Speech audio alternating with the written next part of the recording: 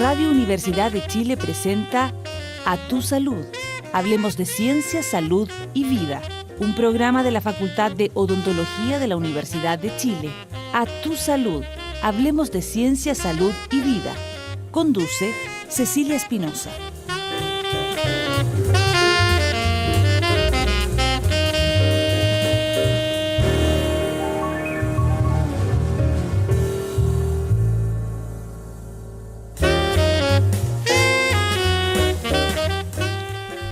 Es sábado y nos reencontramos en este A Tu Salud, el espacio ciudadano saludable de la Facultad de Odontología de la Universidad de Chile, y desde la radio de nuestra casa de estudios, Radio Universidad de Chile, en el 102.5 FM. Les saluda Cecilia Espinosa, recordándoles también que puede escucharnos ahora, puede volver a escuchar y puede compartir este programa a través de nuestro diario electrónico www.radio.uchile.cl. De manera que les estamos dando la bienvenida a todos y todas quienes se incorporan a esta hora a la sintonía de la radio que piensa, y también a quienes se suman por primera vez y nos escuchan por primera vez en este A Tu Salud en su sexta temporada. Queremos también ampliar este saludo a toda la comunidad universitaria del campus norte de nuestra Universidad de Chile, donde se encuentra la Facultad de Medicina, la Facultad de Ciencias Químicas y Farmacéuticas, nuestra Facultad de Odontología y también el Hospital Clínico y la Clínica Psiquiátrica de nuestra Universidad de Chile. Agregar también a todo el personal de salud y también a los pacientes de los hospitales que convergen allí en la comuna de Independencia, en lo que usted ya conoce, hemos denominado el barrio sanitario de La Chimba. Por lo tanto, queremos hacer en este A Tu Salud también una bienvenida para el Hospital San José, el Hospital Roberto del Río, el Hospital Psiquiátrico, el Instituto Nacional del Cáncer y también al Servicio Médico Legal, todos amigos, colaboradores también de este programa. Y en particular queremos entonces felicitar a esta hora a todos quienes ya se han vacunado contra la influenza, iniciando esta campaña de invierno a través de todos los sistemas de salud. Recuerde que cada año la Organización Mundial de la Salud recomienda incorporar nuevas cepas a la vacuna conforme a lo que se observa en el hemisferio contrario, y esto debido a que el virus de la influenza va mutando y va generando nuevas cepas. Considere también que en cuanto antes se vacune, mucho mejor, porque inmunizarse implica una semana, 2 a 3 semanas, de ventana, donde usted puede estar cursando algún virus respiratorio. Por lo tanto, la influenza es una enfermedad de transmisión, ¿verdad? Es altamente contagiosa en esta temporada, por eso se habla de un virus estacional, pero usted puede prevenir toda la sintomatología,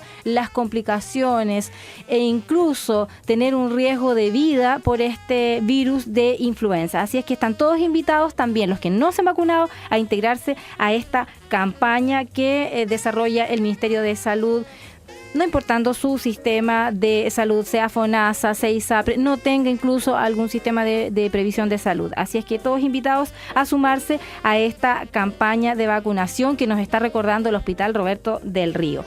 Recomendamos también a esta hora visitar nuestro sitio web institucional www.odontologia.uchile.cl. Si usted se quiere comunicar con nosotros y con el A Tu Salud, por favor hágalo a través del correo electrónico atusalud@odontologia.uchile.cl, y también nos encuentra en Facebook como A Tu Salud. Queremos darles la bienvenida a todos y todos a conversar sobre ciencia, salud y vida. Bienvenidos a Tu Salud.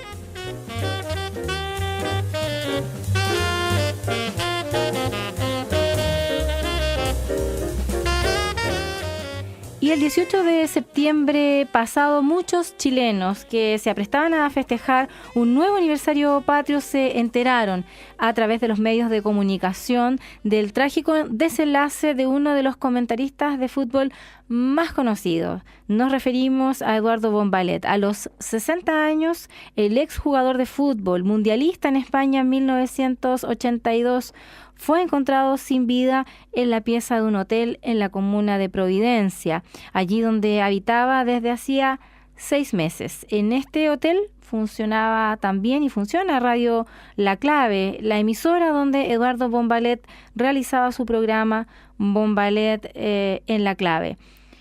Bonvalet, dijeron los medios de comunicación, vivía una compleja situación. Estaba endeudado por el tratamiento de su cáncer, sufría depresión y su esposa no lo dejaba visitar a sus hijos. Entre los últimos mensajes que dejó Eduardo Bonvalet antes de su fallecimiento estuvo un Twitter que decía: diviértanse, yo solo pienso. Queremos entonces en este marco acercarnos a las motivaciones, a los contextos, a los factores de riesgo y los factores protectores, las políticas públicas que protegen nuestra salud mental y, por cierto, al sufrimiento que provoca durante, antes también y después el suicidio. Para eso está con nosotros en esta tarde de sábado Susana Morales. Ella es psicóloga clínica y doctora en psicoterapia de la Pontificia Universidad Católica de Chile. Es investigadora del Departamento de Psiquiatría de la Facultad de Medicina de la Pontificia Universidad Católica de Chile. Es investigadora adjunta del Instituto Milenio para la Investigación en Depresión y Personalidad, MIDAP. Y entre sus líneas de interés encontramos psicoterapia individual con jóvenes y adultos, depresión y riesgo suicida y también dificultades de la personalidad. Susana, muchísimas gracias por estar esta tarde en A Tu Salud conversando acerca de este tema que también tiene que ver con tu interés de investigación. Muy buenas tardes, muchas gracias por querer interesarse en estos temas. Sí, ya lo decía, el suicidio genera un sufrimiento muy profundo y este sufrimiento es antes, durante y después, y también converge ahí el grupo más cercano, la familia, los amigos, los compañeros de trabajo. Así es que nos interesa muchísimo que nos puedas compartir también lo que ustedes van investigando, van estudiando acerca del suicidio, que ya tú nos vas a definir si es una patología, cuáles son las condiciones en que se presenta. Tengo algunos datos, Susana, que me gustaría que los comentara. Cada 40 segundos una persona se suicida en el mundo. Y en Chile no estamos lejanos a ese escenario. Advierte el último informe de la Organización Panamericana de Salud del año 2009 que en Chile se suicidan 11 personas por cada 100.000 habitantes. Es la tasa más alta de América Latina después de Uruguay. Cuéntanos, Susana, ¿cuál es el panorama, si se puede decir, epidemiológico del suicidio? ¿Cómo lo tenemos que entender? El problema del suicidio, como tú señalas, es un problema de salud pública que se presenta a nivel nacional y mundial. Y nuestro país ocupa un liderazgo en América Latina y también en el mundo, por ejemplo, en los países de la OCDE.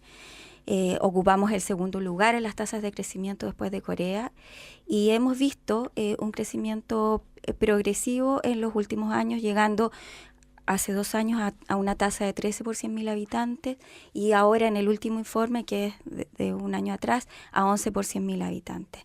Eso significa que se suicida cada 40 segundos una persona en el mundo. Uh-huh.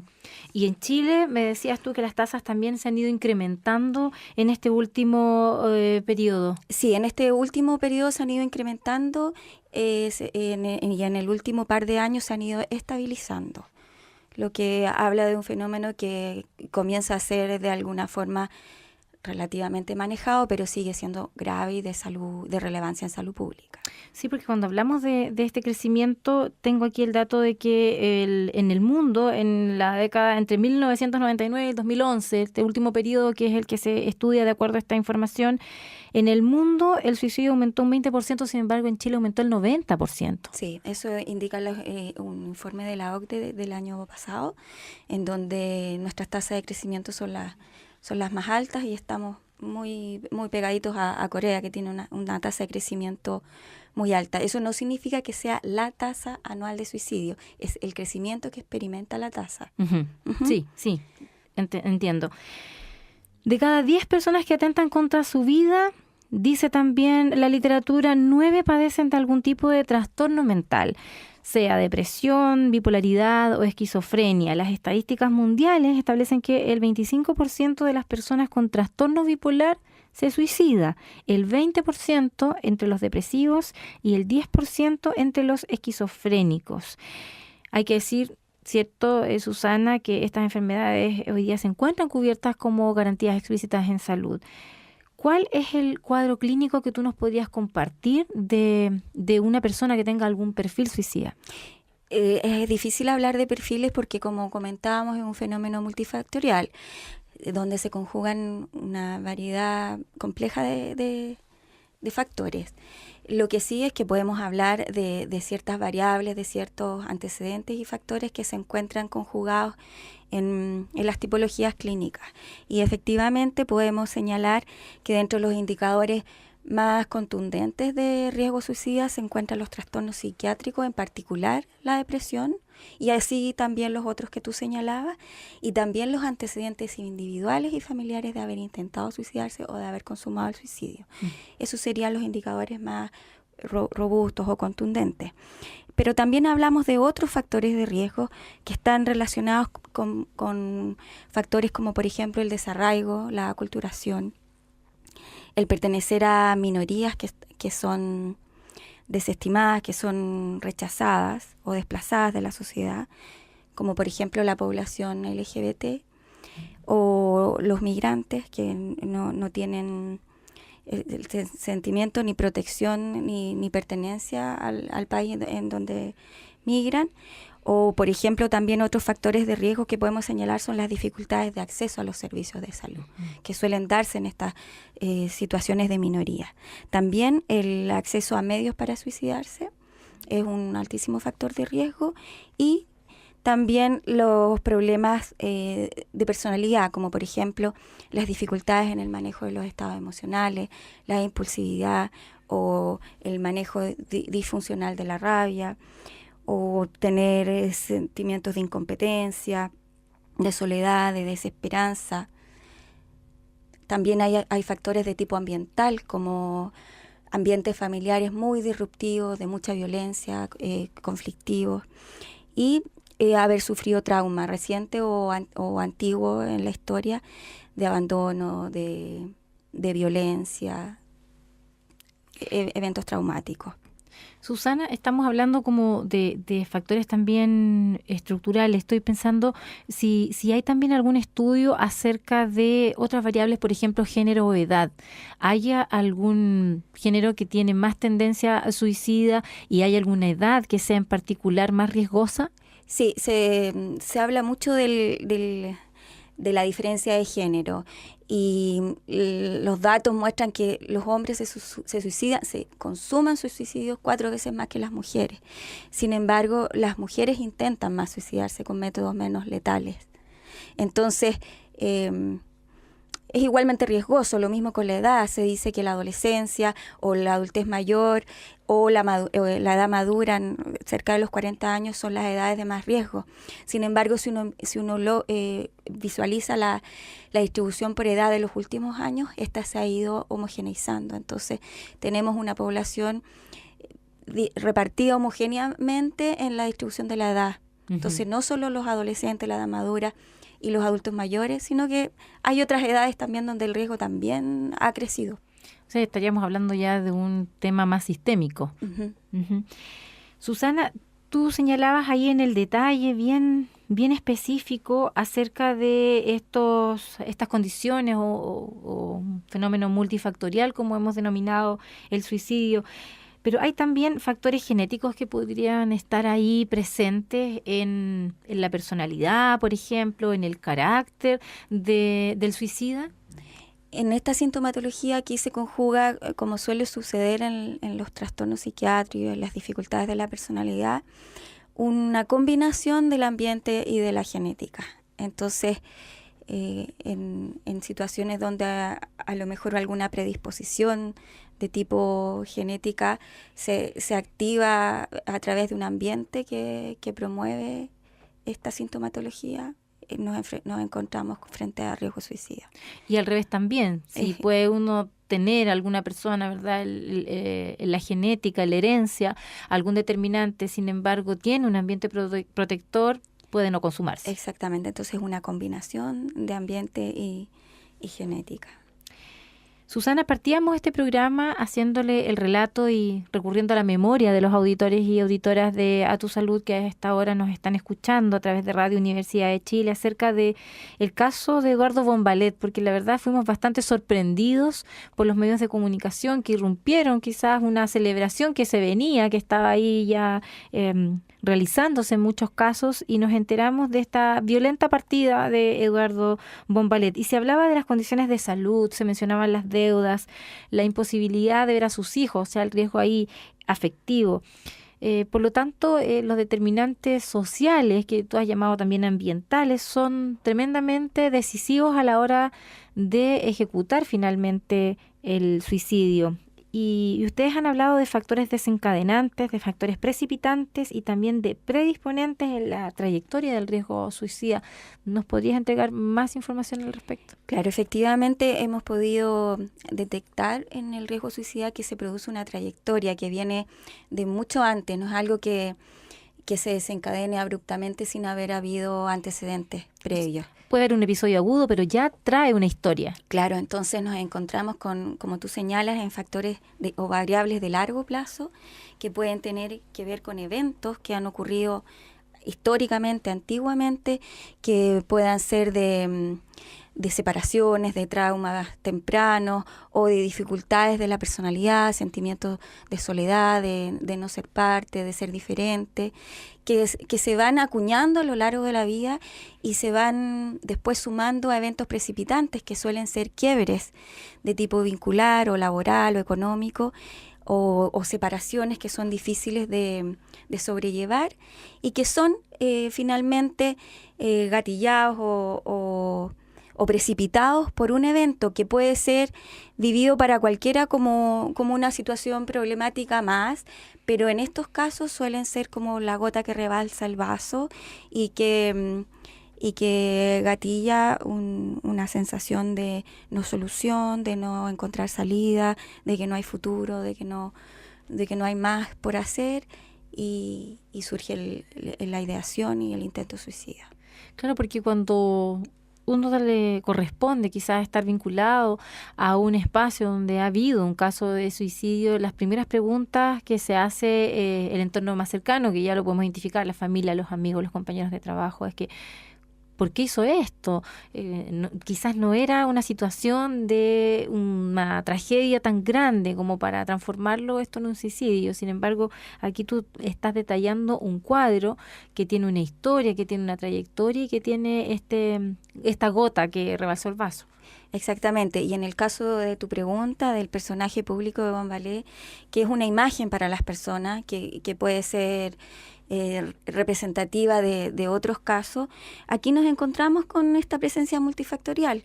Por un lado, los antecedentes. Él tenía antecedentes de sintomatología depresiva, de cuadros agudos de desesperanza, y estaba cursando un cuadro depresivo bien agravado, más sus conocidas dificultades en la regulación emocional que tenía este personaje, su manejo de la rabia muy disfuncional, su impulsividad, sus problemas para lidiar con la resolución de sus conflictos, de sus problemas, y aquí se suma la enfermedad médica a la que estaba, que estaba sobrellevando, y estos desencadenantes y precipitantes familiares, como por ejemplo su separación, la imposibilidad de ver a sus hijos, el tema de su enfermedad médica.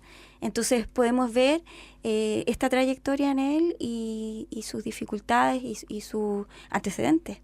Sí, este es el caso, como tú describías, multifactorial, y está muy bien descrito. Finalmente era casi como que estuvieras haciendo un checklist. Sí, estaba cumpliendo con todo el perfil de riesgo suicida. Y probablemente en ese momento él se sintió en esta visión de no encontrar salida, de no ver solución alguna, de estrechamiento de toda posibilidad de lograr algún alivio a su sufrimiento, y se ha de haber encontrado sin motivos para vivir.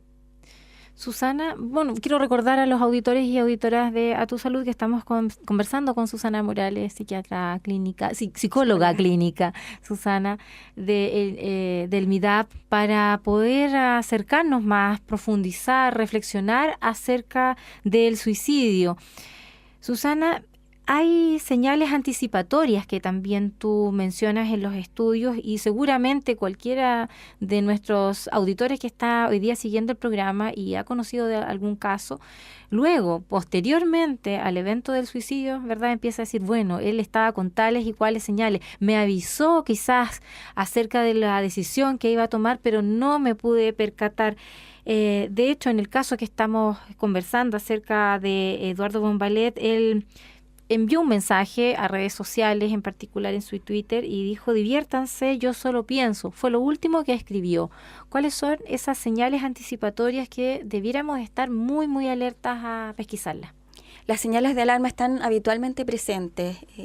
Suele haber ciertas comunicaciones o cierta expresión de ideas, de pensamientos que nos van indicando que una persona cercana se encuentra en riesgo de intentar suicidarse. Por ejemplo, presentar pensamientos, tener pensamientos de muerte o de ideas suicidas. Idear suicidarse, pensar en que la muerte es una solución, hablar de suicidio, diseñar planes para suicidarse. Por ejemplo, encontrarse frente a una persona que comienza a hablar de despedida, de dejar de ser de una carga, de yo ya no voy a estar acá, de regalar pertenencias, de decir, bueno, eso lo verán ustedes, yo hasta acá no más llego. Esas afirmaciones nos van indicando que la persona está pensando, ideando, planificando suicidarse.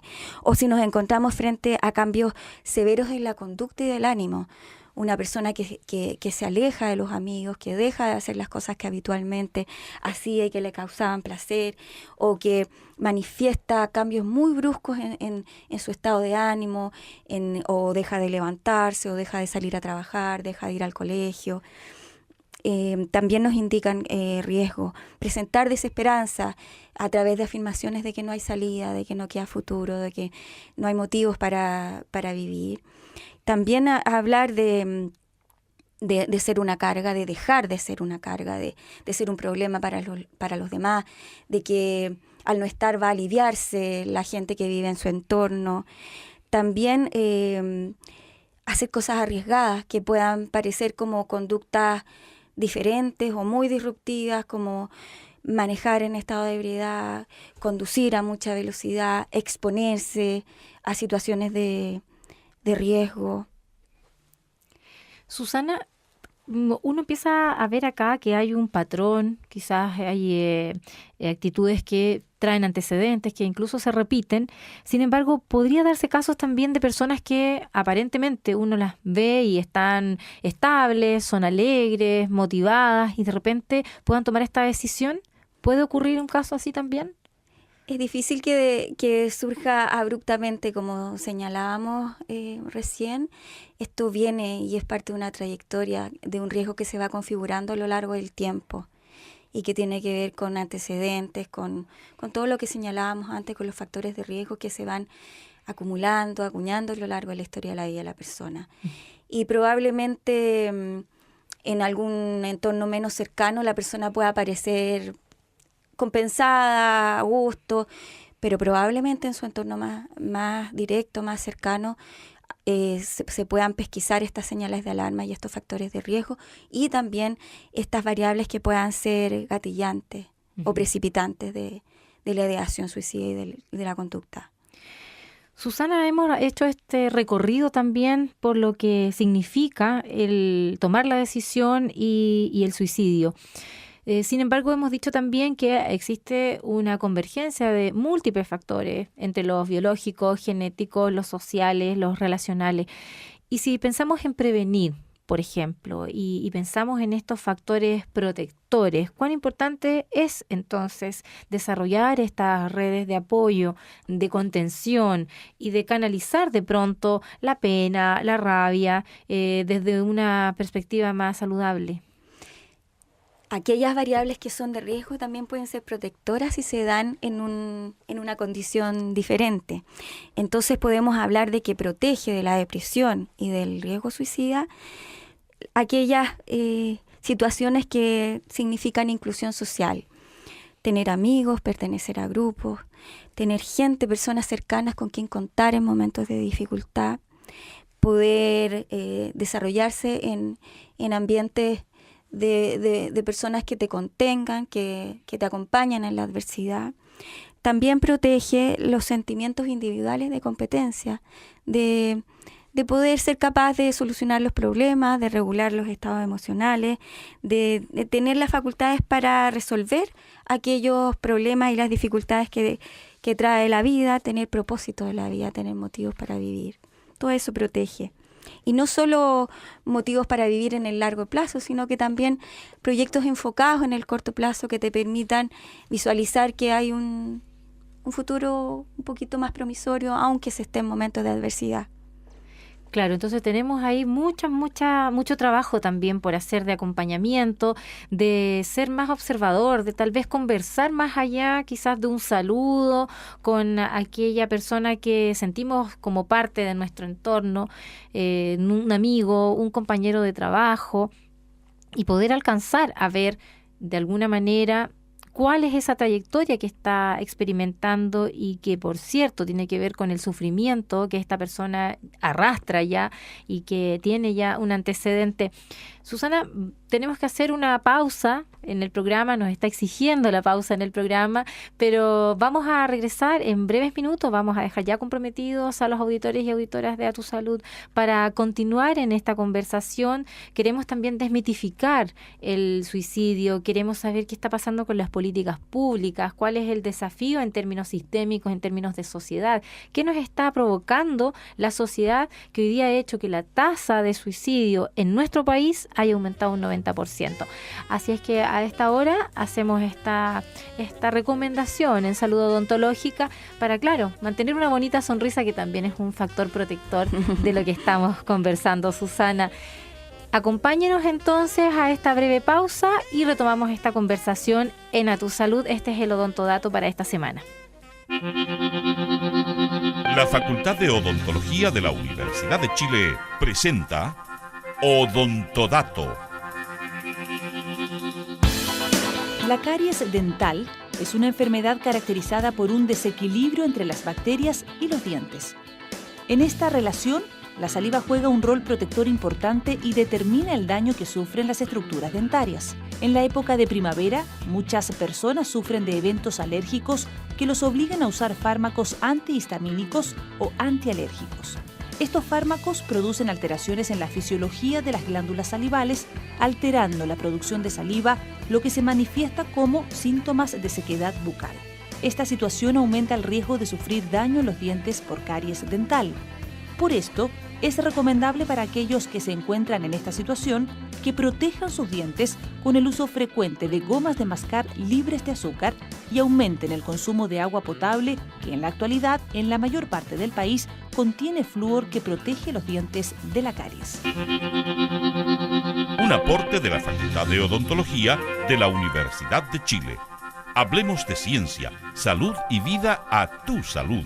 Los jueves a las 11 horas en Radio Universidad de Chile.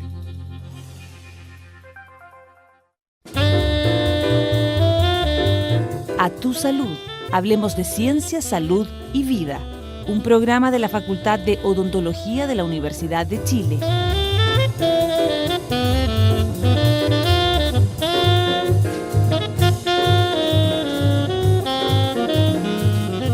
Retomamos en este sábado de A Tu Salud esta conversación que hemos sostenido tan amablemente con Susana Morales, psicóloga clínica y doctora en psicoterapia de la Pontificia Universidad Católica de Chile, también investigadora del Departamento de Psiquiatría de la Facultad de Medicina de la misma universidad, es investigadora adjunta del Instituto Milenio para la Investigación en Depresión y Personalidad, y entre sus líneas de interés se encuentra depresión y riesgo suicida. Susana, muchas gracias nuevamente por acompañarnos en esta tarde aquí en la Radio Que Piensa para conversar y acercarnos a lo que significa el suicidio, las motivaciones, los riesgos, los factores protectores y también, por supuesto, las políticas públicas en que nos esmeramos todos. Partamos este segundo bloque, Susana, por desmitificar el suicidio. Ya lo decíamos, hay un 20%, por ejemplo, de personas que sufren de depresión y que se suicidan, pero todo el que tiene una depresión tiene, por ejemplo, una condición, una tendencia suicida. ¿Cuáles son esos mitos que tú nos podrías relatar? No todas las personas que tienen depresión intentan suicidarse. Sin embargo, en un 90% de aquellas personas que han intentado suicidarse estaban con sintomatología depresiva. Entonces, efectivamente, desmitificar en términos de que este es un problema de todos. En Chile tenemos altísimas tasas de depresión y suele ocurrir que en el entorno de todos nosotros tenemos familiares, amigos, colegas, personas cercanas o que están pasando por un cuadro depresivo o que tienen alguna situación de intento de suicidio, de acción suicida en su ambiente, en sus redes. Entonces, el suicidio es un problema de todos los chilenos. Entonces, nos hacemos cargo y colaboramos en que este es un problema colectivo y la ayuda viene no solo de parte de las especialidades, sino también de los amigos, de los familiares. Uh-huh. ¿Hay algún otro mito que te gustaría mencionar? Sí, son cosas que suelen decirse que es mejor pensar que no es así porque no ayuda a pensarla. Esto de que el que habla de suicidarse no lo va a hacer, no es cierto, porque el que habla es porque lo está pensando y porque necesita ayuda. O sea, ahí hay un llamado de alerta a todos los amigos, los familiares que puedan estar escuchando ese tipo de declaraciones quizás de un posible suicida. O, por ejemplo, si uno se encuentra frente a un intento de suicidio que no es grave, es que está tratando de llamar la atención, es pura manipulación. Ocurre que si efectivamente está haciendo algo así es porque necesita ayuda y necesita de verdad que alguien lo contenga, que alguien lo escuche, está dando una señal de que necesita algo. Sí, está enviando un mensaje porque se conocen casos en que, por ejemplo, adolescentes se toman una cantidad de pastillas, pero justo al límite de lo que no les fuera a provocar un daño severo. Y ahí mucho se escucha, está manipulando, está llamando la atención, pero en realidad está enviando un mensaje. Claro, esa afirmación de manipulación es muy descalificadora porque lo que está haciendo es pedir ayuda. Y lo grave de todo esto que en un intento que puede ser para llamar la atención, para marcar a un punto, para hacerse oír, corre el riesgo de morir. Uh-huh. Claramente. Estuvimos conversando acerca de los factores protectores. Así es que ahora quisiera que nos refiriéramos, Susana, a cuáles serían esas recomendaciones de parte de una investigadora como tú, que tiene el conocimiento acerca de depresión y riesgo suicida para la familia, para ese entorno que está cerca de un suicida. ¿Qué podemos hacer los que queremos ayudar, ¿verdad?, a bajar esta presión tan importante para un suicida? En esta perspectiva de que el suicidio es un problema de todos y que la depresión es un problema de todos, que no estamos exentos de tener cercanos que puedan estar deprimidos o con sintomatología depresiva o ansiosa, y tampoco estamos exentos de tener en nuestro entorno cercano personas que piensen o estén ideando o hayan intentado suicidarse, es que podemos estar atentas a estas señales de alarma. Cuando alguien manifiesta ideación suicida, manifiesta desesperanza o cambios severos en la conducta y en el ánimo, o cuando comienza a hablar de despedidas, de ser una carga, de no ver soluciones, o cuando, por ejemplo, empieza a hacer conductas arriesgadas o se aleja de sus actividades habituales, estamos frente a señales de alarma que nos están indicando que hay una persona en riesgo. No temer a hablar de esto, porque es un tema que alivia hablar. No hacernos cargo del tratamiento, sino que llevar, invitar, promover la búsqueda de ayuda profesional. El tratamiento para la depresión existe. Y está probado que resulta. Entonces, hacernos cargo de llevar, de promover, de invitar a recibir ayuda profesional y y hacerse cargo y hablar de esto y no encontrarlo que es un horror estar en esta situación, es algo que nos pasa, y tratarse, llevar a la persona cercana, al amigo, al familiar, a que se trate. Tal vez también quitarse los miedos, Susana, de que esto es inabordable y poder hablar con más libertad también de estos temas. Estoy pensando qué pasa en los casos, Susana, en que, como lo comentábamos en el bloque anterior, cuando aparentemente alguna persona podría estar, ¿verdad?, contenida e incluso entusiasmada por vivir, sin embargo arrastra muy en lo profundo esta problemática multifactorial de unos antecedentes, de una historia familiar, etcétera. ¿Y qué pasa cuando además esta persona se niega a ver el riesgo, ¿no? Es una situación difícil también para la familia, para los amigos y para los compañeros de trabajo. Sí, pues sumamente difícil. Ahora el nivel de responsabilidad, si bien está en la familia cercana, en el entorno cercano, de invitar, de ayudar, de promover que se trate, la responsabilidad final está en la persona, quien tiene que aceptar la ayuda. Uh-huh. Y esa es una recomendación también, aceptar la ayuda, porque hay salida, hay solución. Invitar también entonces precisamente a los amigos, a la familia, a intentarlo.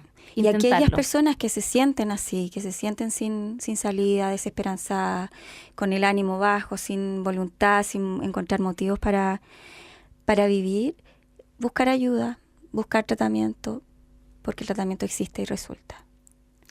Susana, fíjate que en un reportaje de La Segunda de hace más de un año, ahí en enero del año 2015, el jefe del Departamento de Salud Mental del Ministerio de Salud de nuestro país, el doctor Mauricio Gómez, afirmó lo siguiente, y lo voy a citar: Chile tiene una de las mayores tasas de desigualdad del mundo, con un sistema segregador, un modelo económico altamente competitivo y exigente, donde las personas que no rinden quedan marginadas y además exhibe altas tasas de depresión.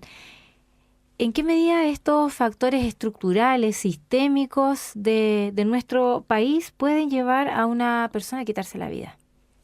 Como veíamos en los países, por ejemplo, como Japón, como Chile, los altos niveles de exigencia, además de los sentimientos de soledad y de estar con la responsabilidad, la obligación de ser sumamente exitoso y más encima solo, claro que lleva a un estado depresivo y de incompetencia y de desesperanza que puede ser de mucho riesgo. Por eso que el como comunidad, como sociedad, darnos cuenta que somos así de exigentes, que somos así de exitistas, y que nos hace bien las redes, la compañía, los amigos, la gente que acompaña en los momentos de adversidad, es que nos podemos ir haciendo cargo de nuestros problemas comunitarios y sociales. Sí, Susana, me tocó durante la semana trasladarme con un taxista y él me decía que venía de Buin, que él trabajaba en el entorno de un supermercado y en esta ocasión le había acontecido que tenía que trasladar a unas personas al Instituto del Cáncer. Entonces, mientras los esperaba, comenzó a trabajar en Santiago y me decía que estaba tremendamente asombrado por la congestión. Dijo, yo nunca estoy tanto tiempo detenido, es otro el ritmo. Entonces me llevó a pensar también que esta demanda, incluso esta exigencia de éxito, como tú señalabas, nos está enfermando. Así es, pues es nuestra sociedad actual, Uh-huh. es en nuestro país. Sí, porque un modelo devastador, ¿verdad? Terrorífico casi con sus habitantes, ¿no? Donde las distancias que tenemos que recurrir en las grandes ciudades, por ejemplo, también inciden en el desgaste, en el cansancio. Tampoco las personas se dan el espacio, por ejemplo, para descansar, porque estar ocupada también es una señal de éxito, Susana, ¿no? Tener una agenda completa y estar respondiendo largas horas en el trabajo, pero también salir a reunirse con los amigos. E incluso, ¿sabes qué? Estaba pensando en la televisión, como también nos quita horas de sueño. Mucha gente se dedica a ver televisión hasta largas horas de la noche y luego tiene que levantarse muy temprano. Entonces, pareciera ser que todo está como confabulando a que tengamos un sistema tremendamente estresor y que contribuye a que perdamos nuestra salud. que perdamos nuestra salud. Sin embargo, tenemos que vivir en esta ciudad congestionada, con gente que conduce enojada, con horarios extensísimos, con distancias muy largas para ir a trabajar. Y tenemos que hacerlo porque no nos podemos ir a vivir ni al sur ni al norte. Probablemente muchos tenemos que quedarnos y lidiar con esta adversidad que nos toca. Ahora lo podemos hacer de una manera teniendo claro que cuáles son las cosas que nos ayudan, que nos protegen, y no olvidarlas, no perderlas de vista. Uh-huh. Susana, tú lo decías también al comienzo y hacías el énfasis en que la depresión, el suicidio es un problema de todos. Cuando pensamos que es un problema de todos y que es un problema muy sensible de salud pública, estamos pensando precisamente en las políticas públicas en salud. Finalmente, el suicidio, ¿verdad?, no es una decisión completamente libre. Están todos estos factores incidiendo, está todo este contexto socioeconómico, cultural, ¿verdad? ¿Cómo podemos pensar entonces y ejecutar políticas públicas que tiendan a bajar el riesgo suicida, por lo tanto a proteger nuestra salud mental? Existe un programa nacional de prevención del suicidio que ya está en curso y en marcha. Idealmente quisiéramos que estuviera ya instalado y con resultados a lo largo de todo el país. Y claro, toma más tiempo del que todos quisiéramos, sin embargo, es un programa que está dando muy buenos resultados. ¿Es un programa del Ministerio de Salud? Sí, que ha partido en forma piloto en ciertas regiones y tiene distintos objetivos y estrategias de abordaje, en donde lo que hace es incluir en esta mirada de que el suicidio es un problema de todos a los diferentes sectores de la sociedad para la prevención y para la detección y para la intervención de la depresión y del riesgo suicida. Entonces presenta un trabajo intersectorial, está desarrollando sistemas de intervención en crisis, capacita a los profesionales de la atención de salud en detectar y en intervenir, hace estudios de casos en regiones de situaciones de riesgo suicida, y tiene en mente también el apoyo técnico a los medios de comunicación para una difusión rigurosa y adecuada de estas situaciones. Está en marcha, como te señalaba, son proyectos pilotos que están en algunas regiones del país. Particularmente tengo la experiencia de conocer la situación de la región de Los Ríos, donde exitosamente se ha llevado a cabo este seguimiento de casos, este programa de capacitación para los facilitadores comunitarios, donde se incluye a los distintos actores sociales de la comunidad, como los colegios, como los profesionales de la atención de salud, como los bomberos, las enfermeras, los familiares, las distintas personas que son parte del entorno, y se les capacita en la detección y en la búsqueda de ayuda, y ha dado muy buenos resultados. Lo que queremos es que esto se aplique a todo el país y vaya desarrollándose. Susana, cuando tú haces esta descripción de lo que busca este programa, me surge también una pregunta, porque hablábamos acerca de que cuáles eran estas variables o estos factores, por ejemplo, género, por ejemplo, edad. ¿Se ha hecho algún estudio o se piensa que hay algunas zonas, por ejemplo, de nuestro país que tengan un mayor riesgo suicida? ¿Sabes?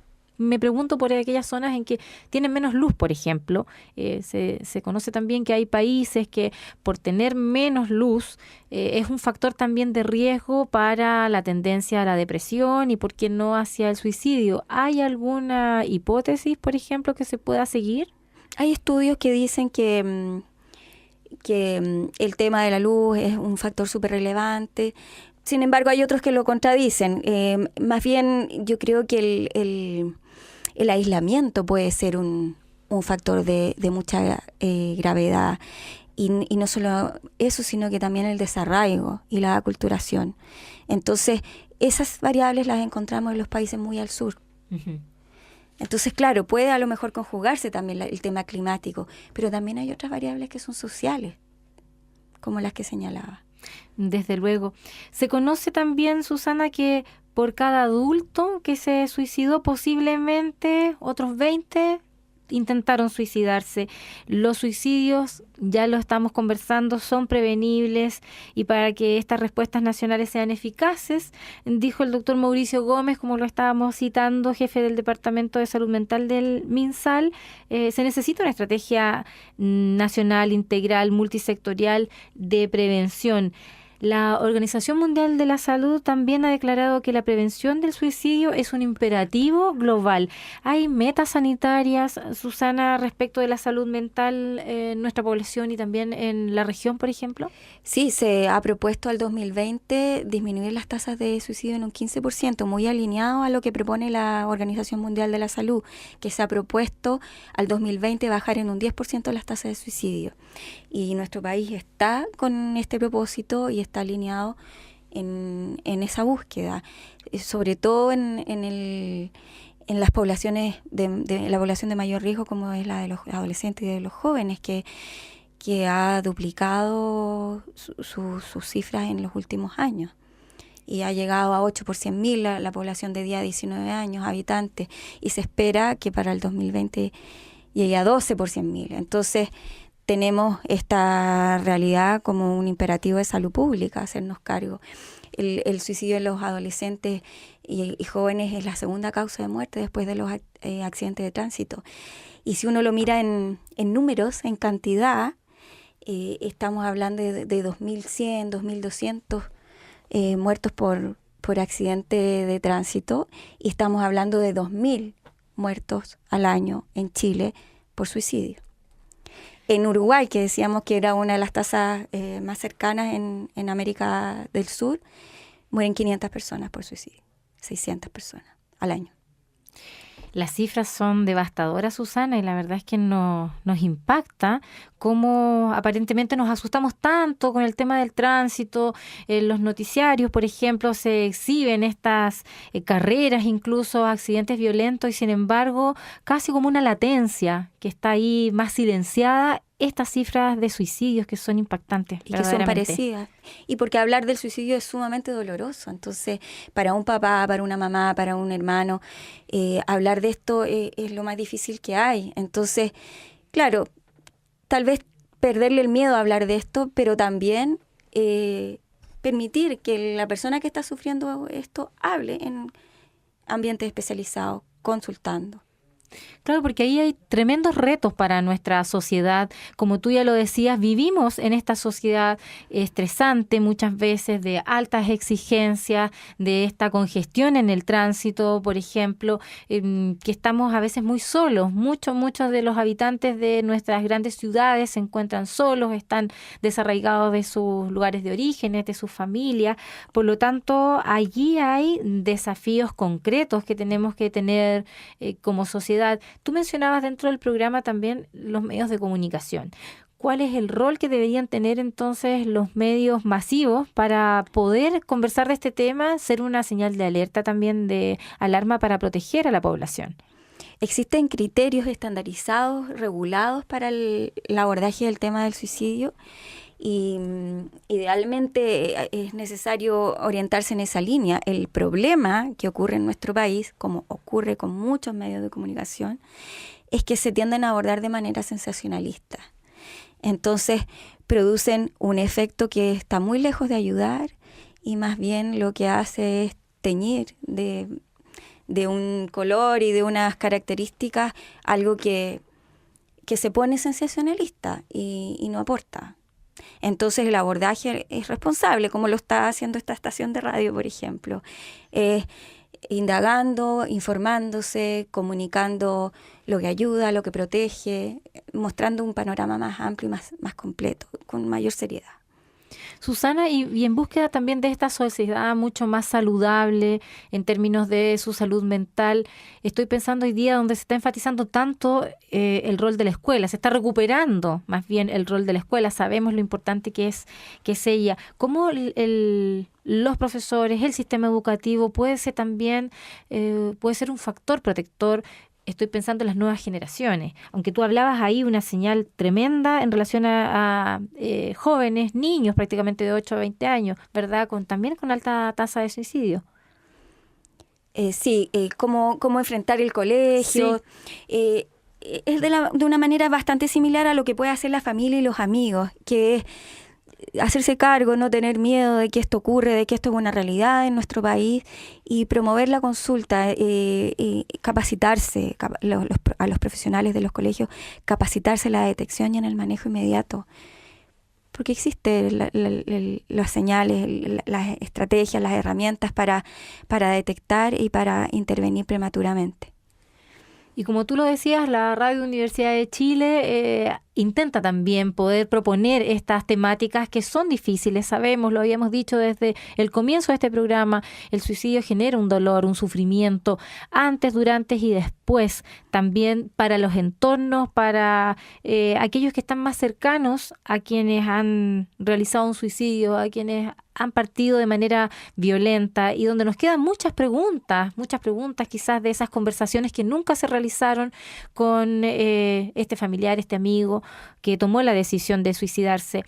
Y como Instituto Milenio de Investigación en Depresión y Personalidad, MIDAP, Susana, desde donde tú provienes también, donde tienes líneas de investigación, donde eres investigadora, ¿cuáles son entonces también para ustedes esos nuevos horizontes, esas propuestas también que pueden contribuir a estas políticas públicas, por ejemplo, y para que también la comunidad en su conjunto asuma que la depresión y el suicidio es una preocupación de todos? Nuestro propósito es contribuir en el conocimiento de aquellas variables que protegen y que previenen de la depresión y del riesgo suicida. Y junto con eso aportar cuáles son estas estrategias para la detección, para el manejo, para la intervención. Susana, ya casi se nos acaba el programa. Ha sido una ruta muy, muy interesante, reflexiva, que nos permite aproximarnos, que era el objetivo, acerca de esta temática que para ustedes como MIDAP es central, es una de los ejes de investigación. Así es que queremos agradecer que nos hayas podido compartir también lo que ustedes van avanzando en estudios, en estrategias, y cómo eso también se puede traducir y transferir a las políticas públicas y a la sociedad en su conjunto. Al cerrar este programa tan especial que hemos tenido este sábado, Susana, quisiera que nos reiteraras cuáles son las recomendaciones en particular para aquella persona que tiene esta situación de sin salida, pero también para quienes podemos ayudar y contribuir desde una plataforma de amigos, una familia, unos compañeros de trabajo. Estar atentos, primero responsables y comprometidos con que esta es una situación que nos llama a todos. Estar dispuestos a detectar aquellas señales de alarma si nos encontramos frente a un familiar, un amigo, una persona que está pensando, haciendo planes, ideando, hablando de irse, hablando de despedidas, o de dejar de ser un problema, de dejar de ser un cacho, o que presenta desesperanza o hace cambios muy bruscos en su conducta. Invitar a conversar, invitar a que se trate, a que acceda a tratamientos, porque hay ayuda disponible y se puede salir adelante. Susana, muchísimas gracias entonces por estar tan atentos a esta problemática que, ya lo decíamos, usted puede volver a escuchar este programa para que recuerde las cifras que hoy día pudimos entregar, y que las cifras son frías, pero detrás de ello hay un sufrimiento, hay un drama familiar, personal y, ¿por qué no, un drama social? Ya lo decía Susana abriendo este programa, el suicidio es un problema de salud pública donde todos podemos aportar.